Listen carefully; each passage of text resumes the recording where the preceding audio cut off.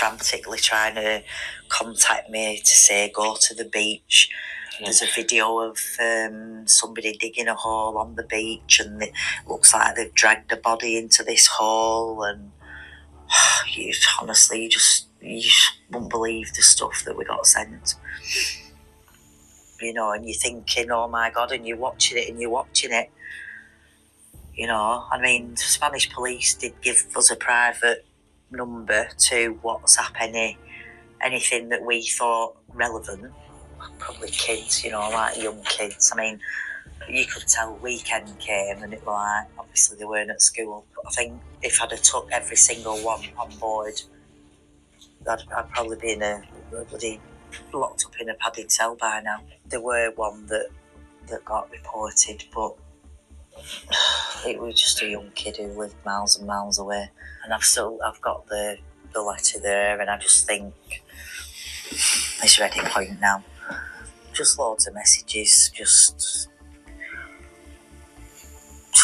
making his own story up really about Jay, that he'd been murdered, and he made out that it were him that had pushed him. So I'd love to be a law against what people have done to our family. I would absolutely love it. Something needs to be done because it was just vile. I would like to pursue, definitely, yeah. I just don't know how people can just get away with destroying people.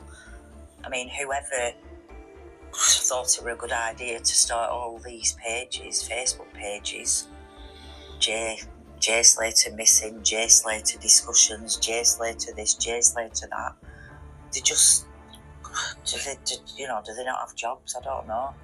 How do they find time to do these things? It's shocking. The money is still sat there, and I'm scared of even touching it, which I were right from the beginning. And they've had to kind of reassure me that, you know, these people donated because they wanted to donate, because Jay obviously touched the hearts of the nation, and they wanted to help his family, which they have helped his family, because obviously we stayed in Tenerife for 6 weeks. We all came out, we all funded everything, because we obviously didn't know what were ahead of us. But yeah, we've had to use some for accommodation and to stay there for all that time.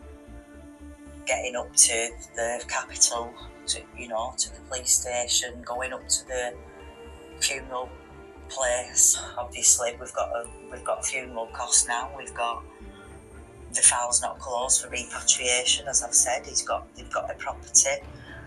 They've got things that they've kept for the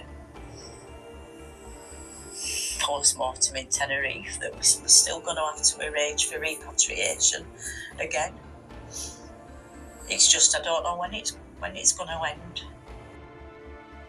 So guys, that was part 2 of that video. As you can see, obviously this has gotten to Jay's mum. This has been horrible. They have been sent some horrible things. We've seen the letter, we have seen the text, we have heard about all of the things that she heard about.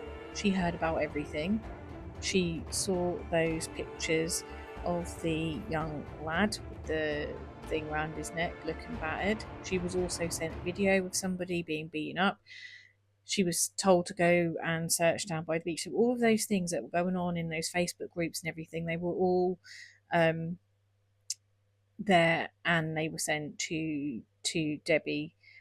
And these kind of things are not helpful at all. I mean, those kind of things, if you really actually genuinely feel that you have found something, you send it to the police, and you hand it to the authorities to deal with, because a lot of this information is false. A lot of it is conspiracy, and it's false speculation, and some of it is very far-fetched. And thankfully, as Debbie said, she didn't believe in all of it. She did have the hope that the kidnapping, that would mean that Jay was still alive. But overall, for the most part, she, like she said, if she'd have taken it all on board, she probably would have done something horrible to herself. And that's what social media does, isn't it? It's what it can drive people to do. And so on this platform, people need to do better. People need to not be ripping the families apart without any solid evidence or proof. We need to be doing better on social media when we're talking about these cases. Respect the family. We need to not be reaching out to them. We just need to be careful.